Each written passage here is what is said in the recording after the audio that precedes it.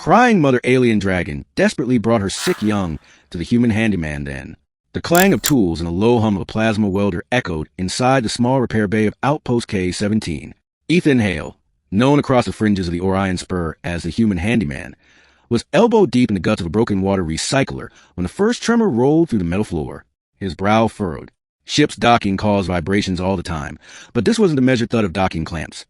It was heavier, deeper, almost like the outpost itself shivered under the weight of something enormous. He set down the wrench and listened. A long, echoing screech reverberated through the station walls. It wasn't mechanical. It was alive.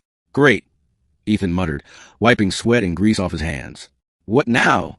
Outpost K-17 wasn't exactly prime real estate. It was a lonely refueling station orbiting a dying star, mostly abandoned except for a handful of miners, traders, and drifters. Ethan stayed here because work never ran out. Machines always broke, and he was good at fixing them. But he wasn't prepared for this. Another tremor shook the bay. This time, the heavy blast doors rattled as something slammed against them from the other side. A klaxon blared across the outpost. Unauthorized entity inbound. Warning. Biological signature unknown. The miners scrambled, grabbing rifles. Ethan stayed put, frozen as the door creaked open. And then, she came through. The alien dragon was unlike anything he'd ever seen. A towering creature of scales that shimmered faintly with violet and silver. Her wings were torn and folded awkwardly against her body, clearly injured, but her eyes, huge, golden, and filled with emotion Ethan recognized instantly, were wet with tears. Clutched to her chest, wrapped carefully in the curl of her claws, was something smaller. A hatchling. Its breathing was ragged, its scales pale, as though life were slipping away. The miners lifted their rifles. Ethan raised his hands. Wait, don't shoot. The dragon lowered her head, bringing the hatchling closer to Ethan. A sound escaped her throat. Not a roar, not a growl, but a keening cry that rattled his bones. It was grief, desperation, a plea. Ethan's heart pounded. He wasn't a doctor. He was just a handyman, fixing machines and patching holes. But in that moment, as the mother dragon's gaze locked on his, he realized what she wanted. She was begging him to save her young. The beginning, a handyman's burden. The outpost erupted in chaos. Some miners fled deeper into the station. Others shouted to vent the dragon into space. But Ethan stepped forward, cautiously, hands out like he was approaching a wounded animal. I'm not going to hurt you, he whispered, though he wasn't sure she could understand. The dragon lowered the hatchling to the floor, just a few meters from him. Ethan knelt, carefully examining the small creature. Its body trembled with shallow breaths. Dark veins pulsed under its scales, almost like poison was coursing through it. What happened to it? Ethan muttered. He didn't expect an answer, but the mother dragon tilted her head and extended one wing. Embedded deep in the leathery membrane was a jagged shard of black metal, glowing faintly with a sickly green energy. Ethan's stomach sank. Radiation poisoning or worse. The shard looked like debris from a collapsed war drone, the kind the Empire used decades ago when they tried to wipe out the dragonkind, labeling them biological weapons. Most of the drones had been destroyed in the Treaty era, but fragments drifted across forgotten systems like poisonous ghosts. And this hatchling must have come in contact with one. Ethan pressed his palm against the hatchling's chest. Its heartbeat fluttered weakly, like a failing machine. He couldn't just stand by. All right, little one, let's see if a handyman can fix more than engines. The mother dragon's golden eyes widened, and for the first time, Ethan thought he saw hope flicker there. The middle, repairs of flesh and spirit. Ethan carried a hatchling into his workshop, the mother dragon ducking and folding herself to squeeze through the wide hangar doors. She stayed pressed against the walls, trembling with worry, her gaze never leaving her child. Ethan laid the hatchling on his workbench, his only clean surface, and began gathering tools. Normally, he'd fix malfunctioning drones or patch broken conduits. Now his patient was alive. He started by scanning the shard lodged in the wing. His old med scanner buzzed uncertainly. It wasn't designed for alien biology. Still, he could see enough. The shard emitted a steady pulse of exotic radiation. It was poisoning the hatchling from within. We gotta get this thing out, Ethan murmured. He looked up at the mother dragon. This is gonna hurt him. She let out a low rumble, curling closer, as if telling him to proceed. With trembling hands, Ethan sterilized his tools, then carefully pried at the shard. The hatchling whimpered weakly, and the mother dragon hissed, claws scraping the floor, but she didn't stop him. Inch by inch, Ethan worked until the shard finally came loose. It hit the table with a sharp clink, still glowing faintly. Ethan quickly shoved it into a containment jar. Already, the hatchling's breathing eased slightly, but the damage was deep. Now we flush out the poison. Ethan cobbled together a makeshift filter system from parts of an old coolant pump, hooking it to a nutrient 4-pack. He wasn't sure if the alien physiology would even accept it, but he had no choice. Slowly, he infused a hatchling with a cleansing solution. The workshop filled with tense silence. The only sounds of the hum of machines and the ragged breaths of the hatchling. Ethan's forehead dripped with sweat as he adjusted the flow. Too fast, and the young one's heart might fail.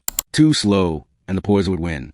The mother dragon bent low, her massive head resting near Ethan's shoulder. He felt the hot rush of her breath, smelled the metallic tang of her scales. She watched him with such intensity that every movement of his hands felt like it carried the weight of worlds. Hours passed.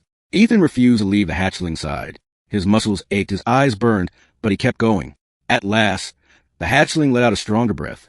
Its eyes fluttered open, faint golden light shining through. Ethan slumped in relief. "You're tougher than you look, little guy."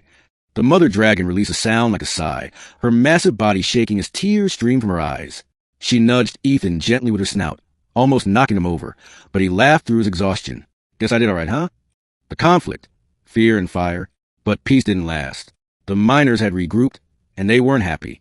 They stormed the bay, rifles in hand, shouting about how the dragon couldn't stay. "That thing's dangerous," their leader barked.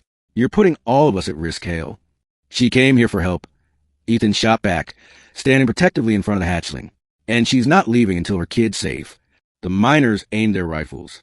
The mother dragon growled, wings spreading despite her injuries. Ethan stepped between them, heart pounding. "Don't you see? She trusted us. For once in this cursed galaxy, something trusted humans. If we betray that," he shook his head, "we're no better than the Empire that tried to wipe them out." The room tensed. The miners muttered among themselves. But before they could decide, the station alarms wailed again. Incoming vessels. "Identify!" Galactic Empire Patrol. Ethan's blood went cold. The Empire never forgot about the dragons. If they found one here, especially with a vulnerable hatchling, they'd destroy them both. The mother dragon sensed the danger, her eyes flashing with panic. She nudged Ethan urgently, as if begging him to act again. He glanced at the hatchling, then at the broken ship parts strewn across his workshop. His mind raced. He couldn't fight an Empire Patrol, but maybe, just maybe, he could outwit them. The climax, a handyman's gamble. Ethan scrambled to the hangar, the dragon following. He pointed at an old cargo hauler that hadn't flown in years. "We'll hide you in there." The mother dragon tilted her head skeptically. "Trust me," Ethan urged. "I can make it fly." She lowered her body, gently placing the hatchling inside the hauler's cargo bay. Ethan climbed in after them, hands flying over the dusty control panels. Wires sparked. Conduits groaned, but piece by piece, the hauler came alive under his touch. Engines roared just as the Empire Patrol ships dropped out of warp. Sirens blared.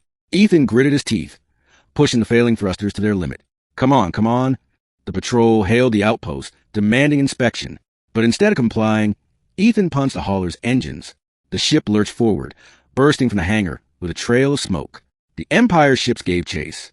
Laser fire lit the void. Ethan swerved, every ounce of his mechanic's intuition guiding his hands. The mother dragon roared in the cargo bay, shielding her hatchling with her wings as the ship rocked. They dove into a dense asteroid field. Empire ships followed, but Ethan used every trick he knew, sealing coolant leaks to create false sensor trails, rerouting power to stabilize failing thrusters. The hauler wasn't fast, but in the hand of a handyman, it was clever. Finally, he spotted a massive asteroid with a hollow interior. He guided the hauler into it, cutting engines and cloaking the heat signature. The Empire ship scanned the field, but after hours of searching, they gave up and warped away. Inside the cavern, silence fell. Ethan slumped in his seat, exhausted beyond words. He turned to see the mother dragon curled protectively around her hatchling. The little one was breathing steadily now, golden eyes bright and alert. For the first time, Ethan allowed himself to smile. The ending, a bond forged. They stayed hidden for days, repairing the hauler until it was space-worthy again. During that time, Ethan and the dragon family grew closer. She brought him gifts from the asteroid field, rare minerals, scraps of old tech. He repaired her torn wing, fashioning a brace from ship plating. He even gave the hatchling a name, Spark, because of the way its eyes glimmered like fire starting in the dark. When it was finally safe, the mother dragon prepared to leave. She lowered her head to Ethan one last time, her eyes filled with gratitude.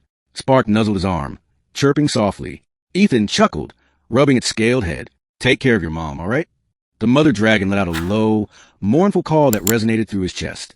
Then, with wings healed and child strong again, she soared out the asteroid, disappearing into the stars. Ethan watched until they were gone. His workshop felt empty without them, but his heart felt fuller than it had in years. He was just a handyman. He fixed machines. But for once, he had fixed something far greater. A bond between species. A spark of trust in a broken galaxy. And somewhere out there, a dragon mother and her child flew free. Because a crying mother had once brought her sick young to human hands. And he hadn't let them down.